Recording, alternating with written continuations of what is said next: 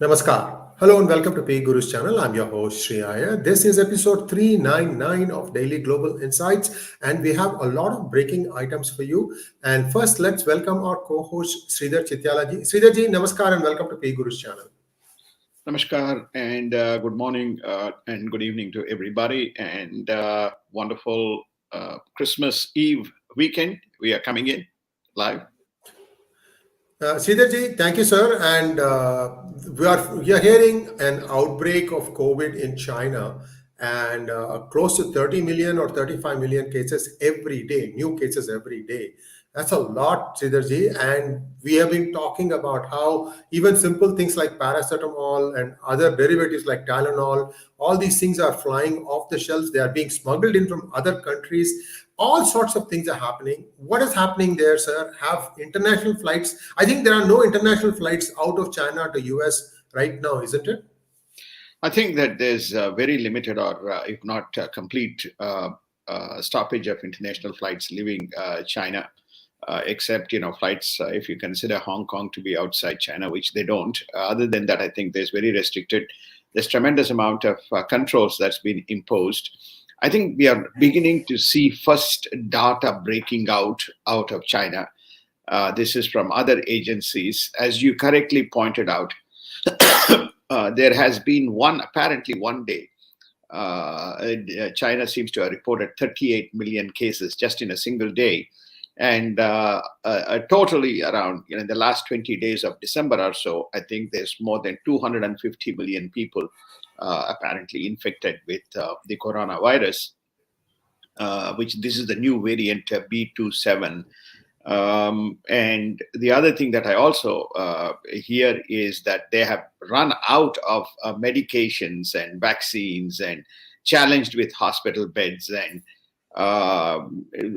no one knows the magnitude of the situation and how the government is dealing with it. If 250 million is the number, that's roughly equal to quarter of all COVID reported cases in the world, which is around 1.1 billion as we speak right now.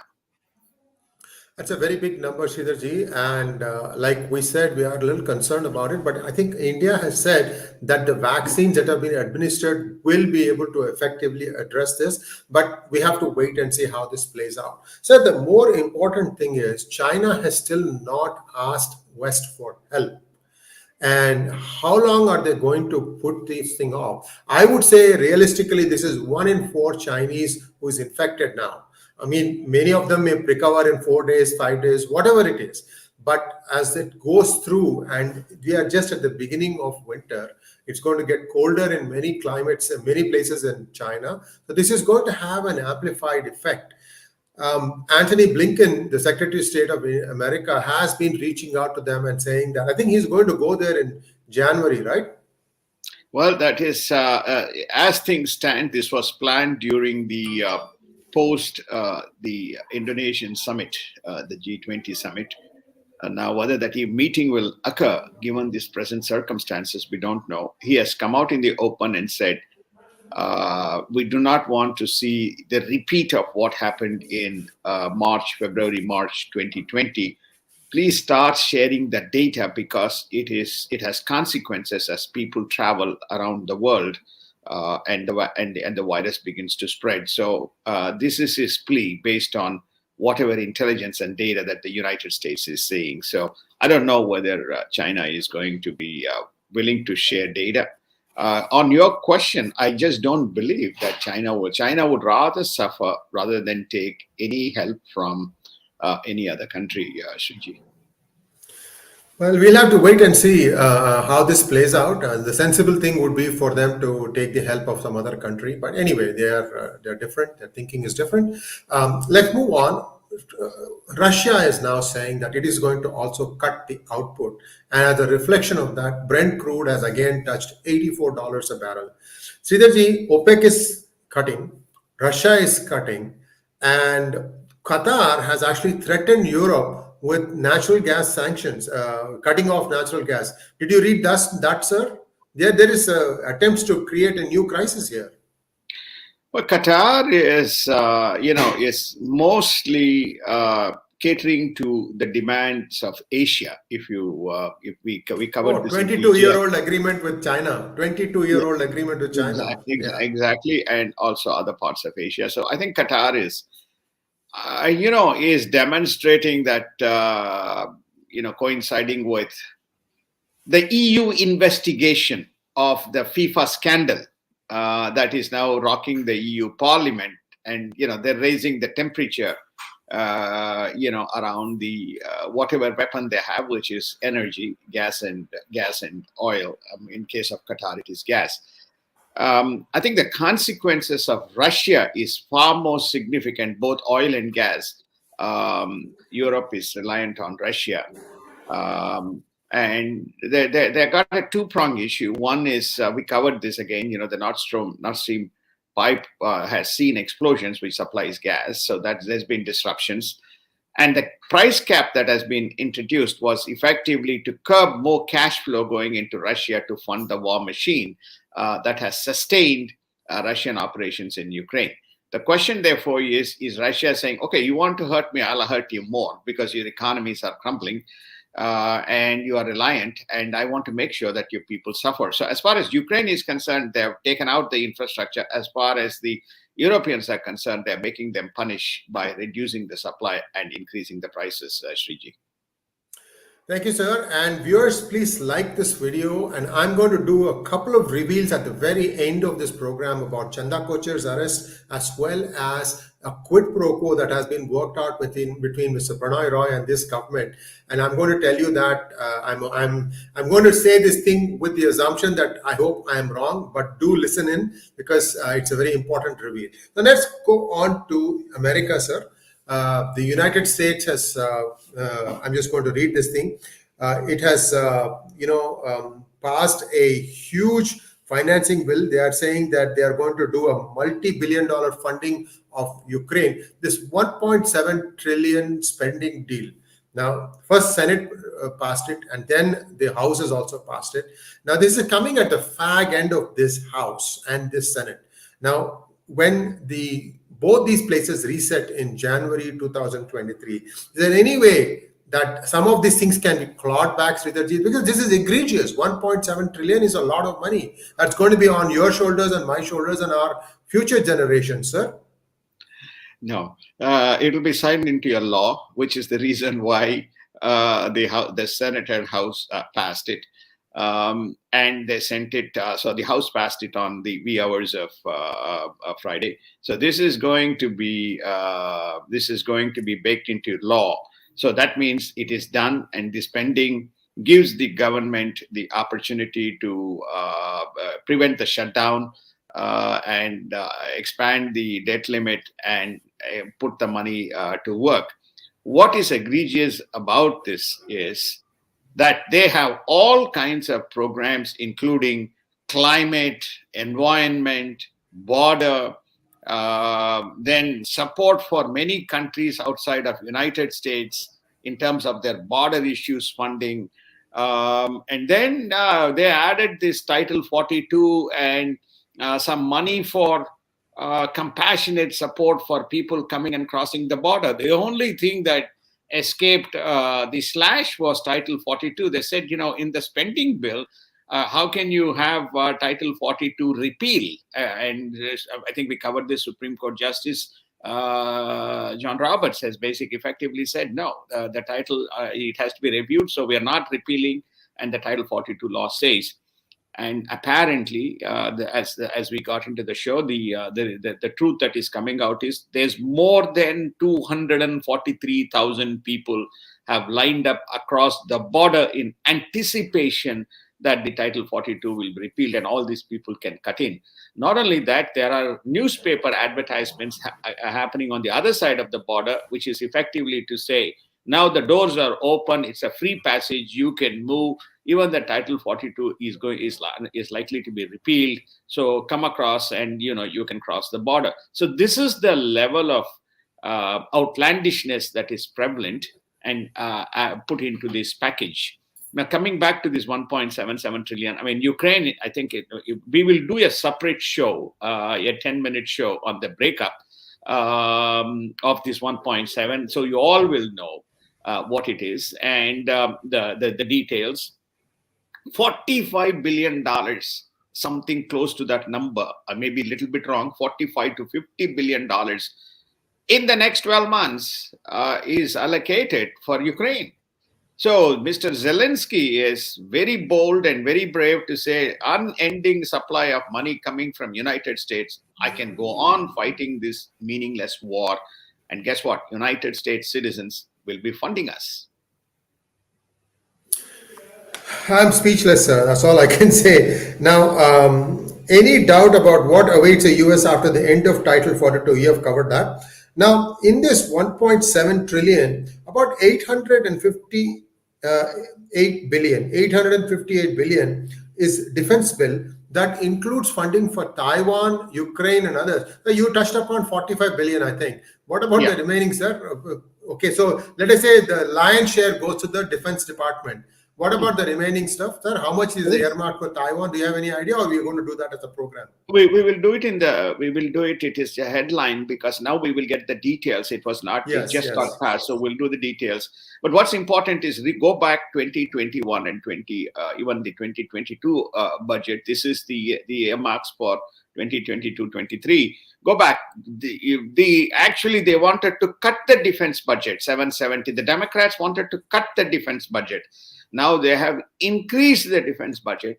To my memory, it is now going from around 770 billion to about 852 billion. So it's a significant amount of money, which means United States is ready to fight or send money to nations such as Ukraine is the number one and Taiwan is number two. When you actually think it should be the reverse, Taiwan and South China Sea is of strategic importance to the world. But as is often the case, Biden is fighting Cold War still, rather than fighting the true strategic issues that is confronting the world.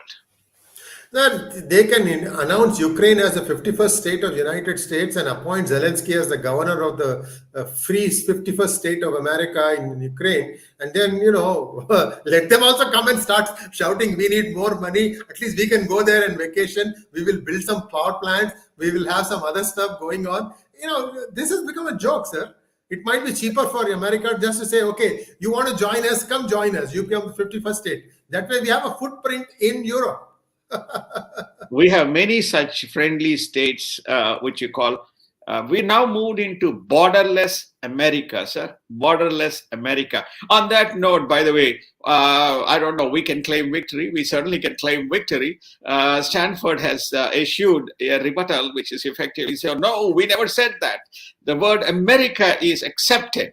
And, it's some private group that has stated, so I'll continue to say America, Shriji. So the story is that, yes, we are borderless. America is borderless. We can add any nation that it chooses. We'll probably soon have African nations if your good friend Ilhan Omar has her say. Even we'll add Somalia to be a part of our United States, Shriji. You know what? Ilhan Omar has a mini me now. And I'm going to have a separate monologue on that about the benefits of having two Ilhan Omars in the Congress. Anyway, same, very anti-Semitic, very extreme ideology, almost like a mini me. This is why I'm joking, of course. Let's take a look at ASEAN. Is ASEAN heading for a split? And in their approach towards Myanmar, a lot of things are happening. Siddharji, perhaps you can explain what is going on. There's a summit that was held presided over by Thailand, basically to have a rapprochement and support of the Myanmar, to support Myanmar government in some way. The Myanmar government nominated foreign minister was at the meet. Only 5 nations participated from ASEAN. The 5 nations are Thailand, Myanmar, and the border states of Myanmar, namely Vietnam, Cambodia, and Laos. What that just tells you is this: the old erstwhile communist states, if you recall, Vietnam as well was once upon a time a communist state. They still they have their own kind of perspectives, and facilitated by Thailand. And why Thailand? Because if you go back, what's the other common link? The Mekong River, flows through and has a consequence. So these nations have said that we have to be sympathetic to Myanmar, and we can't afford these things to carry on. And they held this meeting. Two nations have spearheaded the what you call as the compromise with Myanmar. One is Indonesia, and the other is Thailand. Unfortunately or fortunately, Indonesia said, no, we're not going to be part of this. So Indonesia, Singapore, Philippines, Malaysia, and Brunei, the other 5 of the ASEAN 10, did not participate, and they were not supportive. So has China successfully and Russia successfully put a wedge through the ASEAN? It seems, based on this dialogue that is happening, appears to be the case. Sriji, this is not good news. Absolutely, sir. And we're also seeing that many other developments in South China Sea are happening. For instance, Indonesia and Vietnam have concluded a long running talks to announce separate economic export zones, EEZs, and exclusive economic zones. This is a resolution of many of the disputes that existed in that South China region, Spratly Islands, if you will. But this is a good development, in my opinion, because at least these people say we mutually agree that this is where it is, so that everybody can start looking at China and saying, look, you don't have any presence here. Of course, they have built some artificial islands, and Mr. Obama sent blank B-52 bombers to patrol over the area. What a joke. Sir, please take it away. I'm not a Republican, by the way. I'm just saying the facts. Well, I think the most important development here is that it also shows what you call as the diplomacy that is being pursued and leadership being shown by Indonesia. This is called as the 9-dash line, which runs from that great necklace. We haven't shown this diagram. We'll re-show this diagram. We want to do one show on what is South China Sea, and really whether China has a stake in South China Sea or whether it is kind of arm wrestling its way. We will do a show. We promised. We haven't done it. We'll do it with some research. Now here what happens is called as the exclusive economic zones. So there's a number of multilateral and bilateral disputes. So here is as Sriji pointed out, Spratlys and spreading down further south, overlapping into Malaysia, Indonesia, Brunei, and so on. This border, artificial border or maritime border between Philippines and Indonesia, gives each of the countries and the fishermen access to the marine area where they can respectively conduct their activities without intruding and without having armed intervention taking place. So it's positive news between the two nations. And I think Indonesia, I believe the other 5, Indonesia, Philippines, Malaysia, Brunei, and Singapore. I don't know why Vietnam. Vietnam generally tends to be supportive of the other, but probably the border issue is what created. But this diplomacy coming on the back of the new Marcos, the Marcos Jr. becoming the president, is a positive development for the region. Sridharji, United States has thanked the country of Turkey for the Black Sea Grain Initiative. Can you kind of walk us through what exactly is this initiative, sir? This initiative, if you recall, is effectively that the Black Sea oversight as a historical arrangement rests with Turkey. This is a deal that was bartered by United Nations, Ukraine, Russia, and Turkey. Effectively, they will be monitoring the ships, and Turkey will say, okay, this ship has been inspected. It doesn't have any ulterior stuff. The grains can move. Both the Russian grains as well as the Ukrainian grains can pass through, with Turkey providing the oversight and certification so that there is seamless flow of agro products to the world, addressing the supply chain issue that has kind of gripped in the middle of the war. So I think what Anthony Blinken is saying is that we endorse and we support, and thank you so much, Turkey, for being a leader for making this happen. This is the summary of the issue that is. But we covered this again in going back where Russia walked out. If you recall, Russia said it no more agreement, and we are off this grain issue in Black Sea. And also, there is more news about Turkey. Turkish and Kurdish tensions are spilling into Europe, especially in Paris. Around the Kurdish Cultural Center, there were skirmishes, and looks like 3 people have died, Sridharji? Yes, apparently they released one of the Turkish prisoners who historically has a prior incident of confrontation with the Kurdish, what you call the refugees who are settled. And this is proximus to that Kurdish center, cultural center, where he seems to have shot and killed 3 people. Obviously, it has sparked off the violent protests between. So what's the headline? The headline is, any problem in any part of West Asia, it will reverberate in the streets of Europe, reverberate in the streets of Europe, because all of them are sitting and still carrying their fight into Europe, having come as settlers, refugees, or immigrants. Another interesting story. Finland has asked Russia to safeguard members of its embassy in Moscow after incidents of violence. Sir, violence instigated by whom, sir? Unknown people. It could be Wagner Group. It could be anybody, because there's only so many stories we can cover. There's another major story that is going around is the Wagner Group is the private army that works under the Russian kind of czarship or Russian government.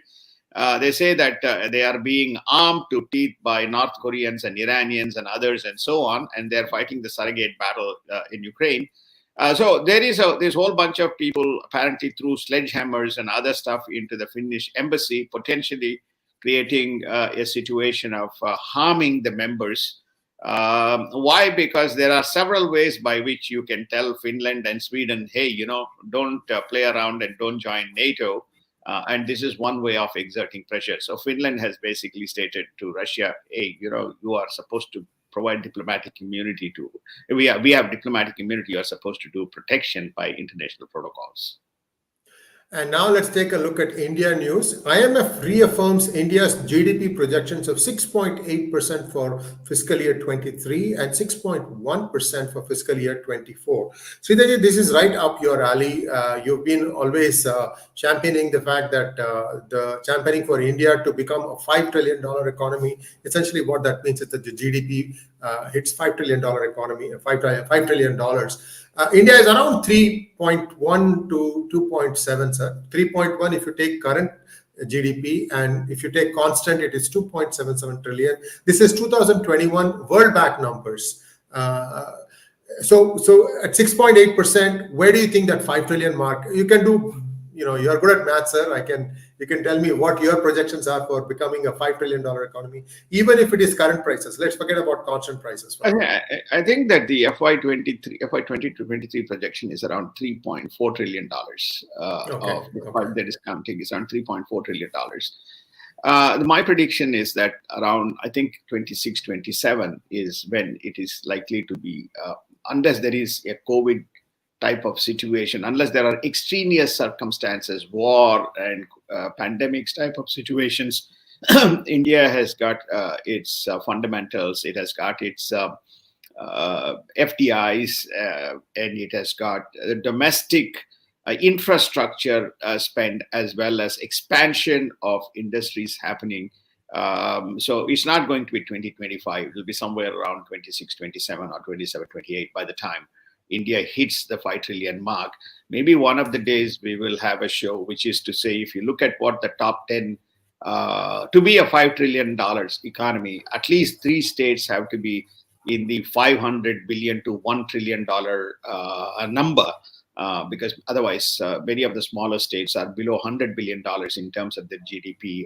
So therefore, Who are those states? Is it Maharashtra? Is it going to be Maharashtra, Tamil I have the Nadu? story on that. I have the story on that, sir. The number one is Maharashtra today. The number two is Tamil Nadu. Number three Yeah. is Karnataka. The number four is Gujarat. Number five is Uttar Pradesh, I think, stand today. But Karnataka is poised to cross Tamil Nadu to become number two. But they think that for each of these states to individually become $1 trillion economies, the first one, which is Maharashtra, it will be 2031 at the earliest. That's the projections. These are numbers that have been on the web yesterday and day before yesterday. So these are things that you can get from viewers, can get from other places. The point here is, if 5 states become 1 trillion each, right there you have got 5 trillion. And everything else is basically going to be gravy, and it's a trickle down effect. It will spread to the other states also, and I think there's goodness everywhere around. Sridharji, you want to add something to that, sir, before I go to the next No, topic? I think that we had when we showed the 2022, 2023, 2024 GDP numbers as a brief part of the market story, we had indicated that India will be in that 6 to 6.5 trajectory in 2023, calendar year 2023 and calendar year 2024. India doesn't calculate by calendar year; it calculates the GDP by its financial year. Fiscal year, yeah. Yeah, so therefore, India seems to be based on those numbers. If you ask people like Dr. Arvind Pangaria, they project somewhere between India can hit between 7 to 8%, 6 to 7% is still a modest number in their estimate. Thank you, sir. And an intranasal COVID-10 vaccine developed by Bharat Biotech is going to be available for Indian public as India prepares for a possible COVID escalation. First thing that strikes at me, Sridharji, is the cost of administering the vaccine.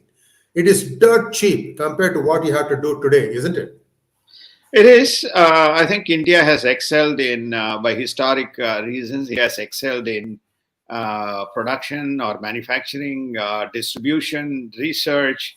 It has demonstrated that consistently, even in phase 1, phase 2 of the COVID pandemic that gripped India. So I think that this, they call this nasal dose. I mean, many people who live in India must be familiar with this. They call it as the booster dose. The number one, dose 1 and dose 2, they feel is more than enough. If you ask some of the local doctors, they will tell you dose 1 was the normal dose and dose 2 was the booster dose. And this is the third dose that in case people want to take it, they can take it. It's a very simple administration, self-administration process. It's nasal spray, so people can protect themselves. So I think India has got a pretty good approach in dealing with the COVID situation and similar to other situations. Only in United States, we have to have the pricks, and we have already taken 4 and we'll be now taking the 5th one, Sriji. Yes, indeed. And let's take a look at what is happening in Indian Armed Forces. They are going to get new equipment and weapons close to 84,000 crores as 24 acquisition proposals have been cleared. Sridharji, this is not something that's going to end today. It's a long story. India still has to do a lot of acquisition. Plus, it can also grow internally. In terms of some categories, India has achieved 85% indigenization. Even in their submarines, they are close to 70%. The next submarine that they're going to have, it's going to be 85%. These are nuclear submarines I'm talking about. So India is trying hard to also be self-reliant on these things, isn't it? Well, I think that defense was one of the top areas of focus of the Modi administration in terms of what you call the Make in India program. Yes. And what you call the Make in India program, the PLI programs, which is production linked incentives, as well as capital incentive programs, was directed. So many nations such as France, United States, Sweden, Israel, UK have all defense manufacturers have embraced this, including Russia. And so therefore, I think that this is to make the point whether India is well prepared to both has capacity to have enough machinery besides men on ground to evade potential threats that is lurking. Most notably, China is at the front and center of this issue.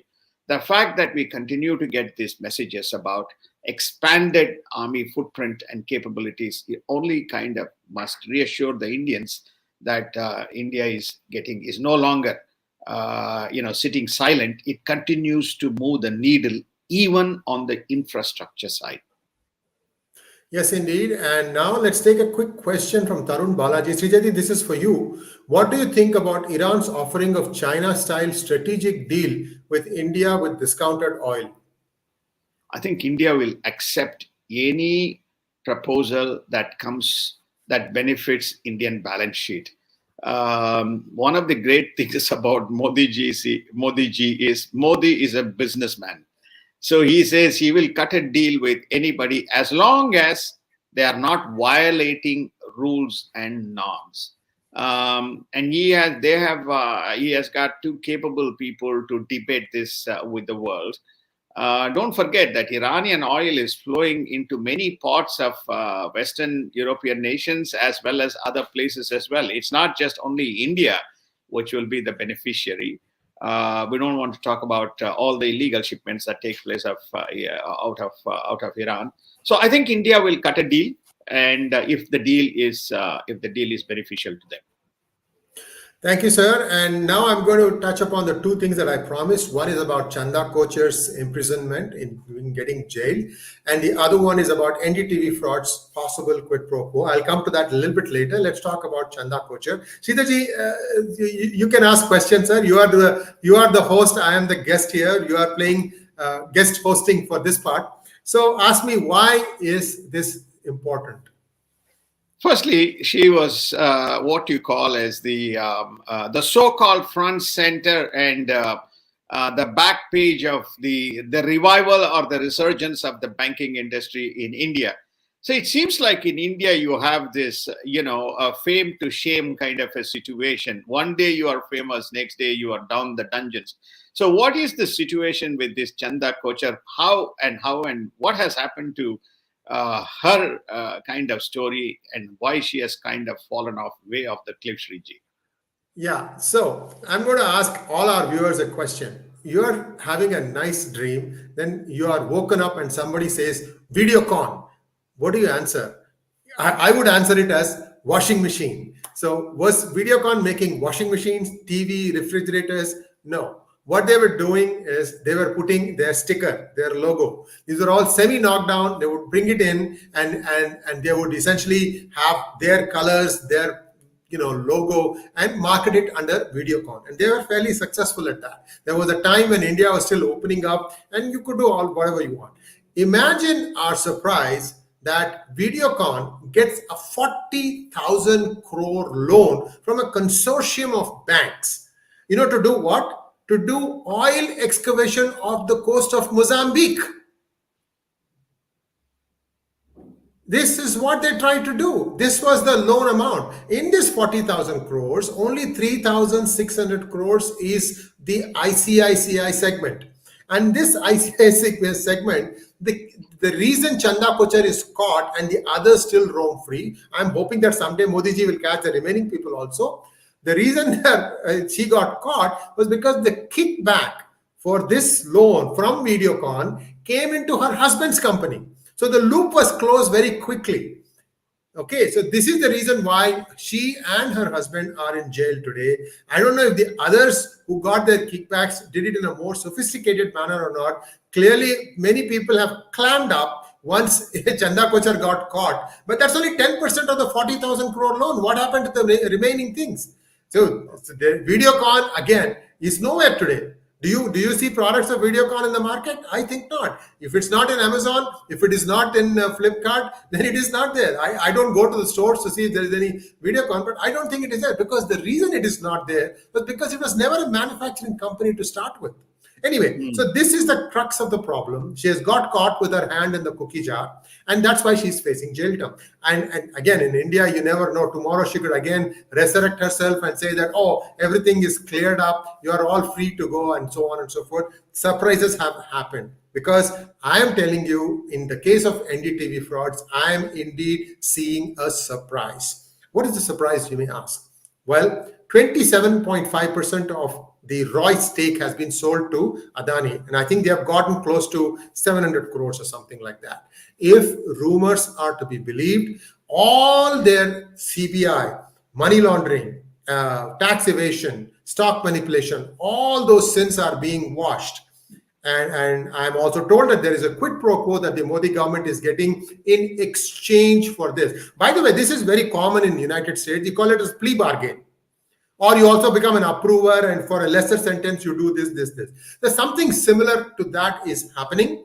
And Mr. Roy is going to go Pannu Bhai Motor Chali pump pump pump. He's going to have 700 crores. He's going to fly, into the sunset and enjoy his remaining life in peace in South Africa. I hope, and not start giving statements like the one that he did in press club saying that he has not taken a single rupee of black money. That's been proven beyond doubt. But this is India.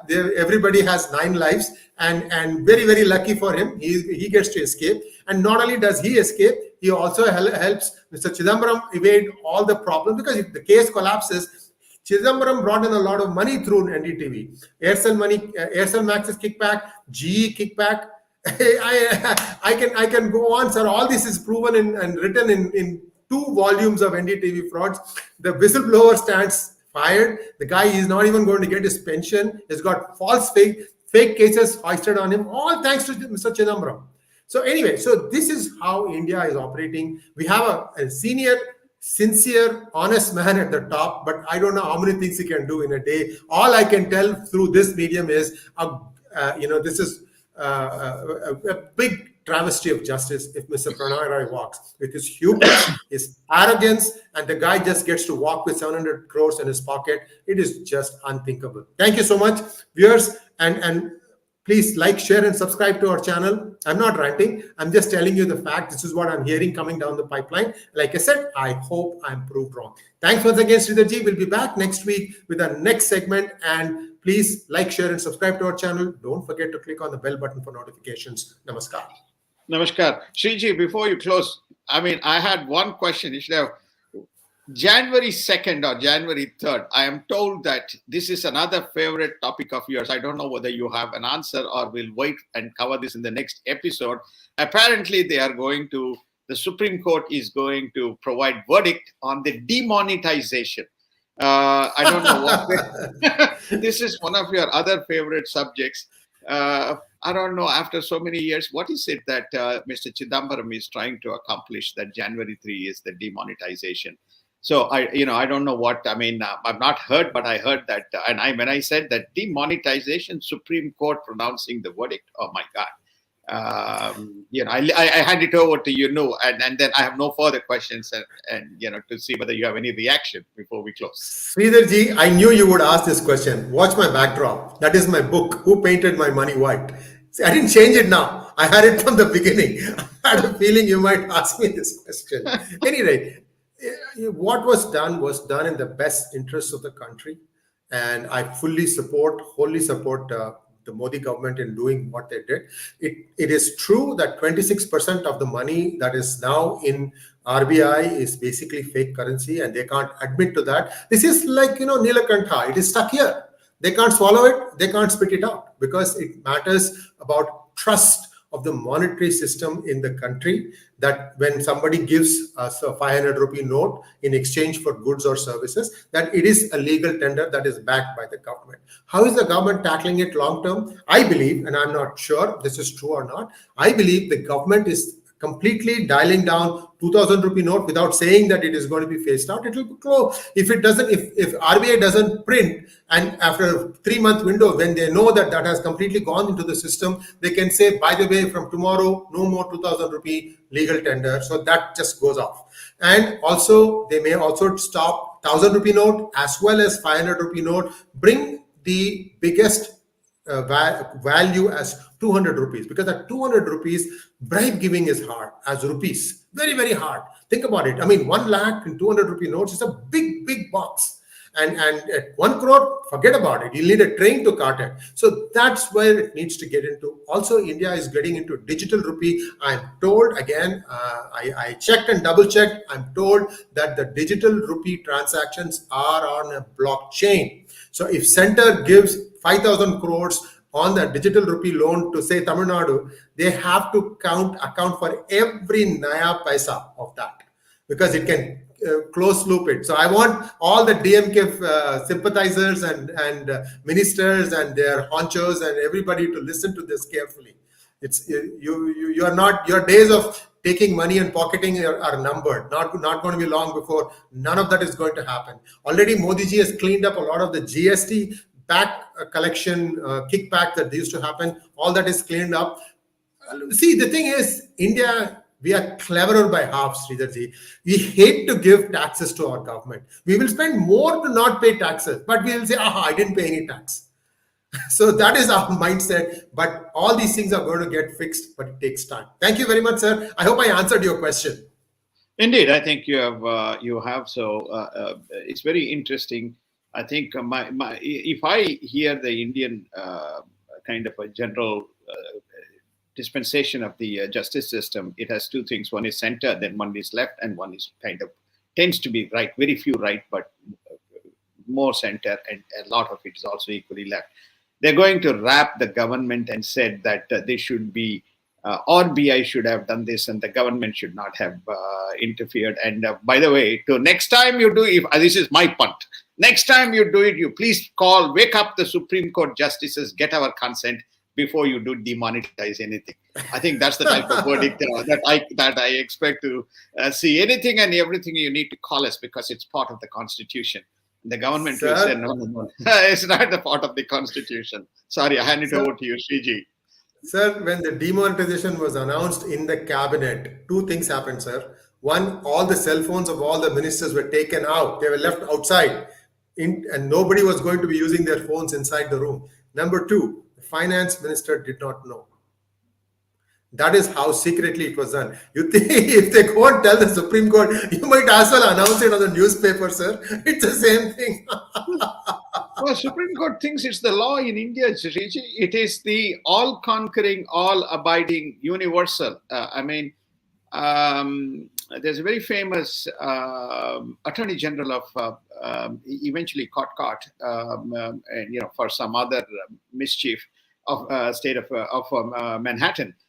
He basically said, if there is a gap in jurisdiction between the state and the federal, then the state will take the rights and own the rights of enforcement in terms of the issues. So Supreme Court will, my view is, based on what I'm hearing, not what I see, hear some kind of snippets, is that it seems to want to know everything that the government does. Or it feels, I'm told, even the election issue, it says it should be part of the process of selecting the CEC and etc. etc.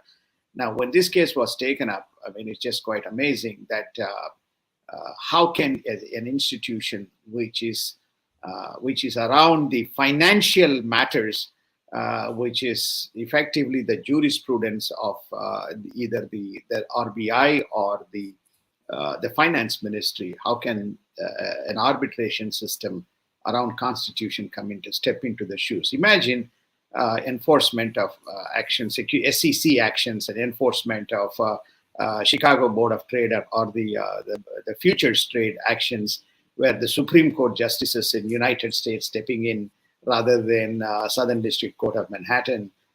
It's outlandish, and this is an area where I think India must address to delineate all financial matters to be outside the purview of and leave it to the central bank and leave it to the finance ministry to deal with it. That's just my that's the best in case practices which is followed around the world, but India doesn't seem to think that's the case, Sriji. Yes, indeed. And this has been a long-running battle between the court and the judiciary and the executive. And it started in 1969 when the Supreme Court ruled that nationalization of banks was against the law. And Indira Gandhi passed a law, changed the law to make that thing possible. And essentially, that's where this powwow that has started has been happening. Not only that, during emergency, she sidestepped 3 senior judges to appoint her hand-picked man called A.N. Ray, and that led to a lot of grief. So you see, these are all not one-day things, sir. It's a long, slow-moving train that has led to this point, and it'll take some time. There are very good, well-meaning judges. I'm not going to comment on individual judges, but the system needs some relook. But again, as I said, sometimes, this is good for the democracy. However, it needs to converge. That's all I think both Sridharji and I want. We want this thing to converge. We have only so many hours in a day to tell what we think are some of the weak chinks in India's system. And if somebody wants to fix them, we are always ready to help in whatever way we can. Thanks once again, Sridharji. I'm sorry for a long talk today at the end about analysis and stuff like that, but I think this had to be said. Thank you, sir. Namaskar. Thank you, and have a wonderful day. Have a wonderful weekend.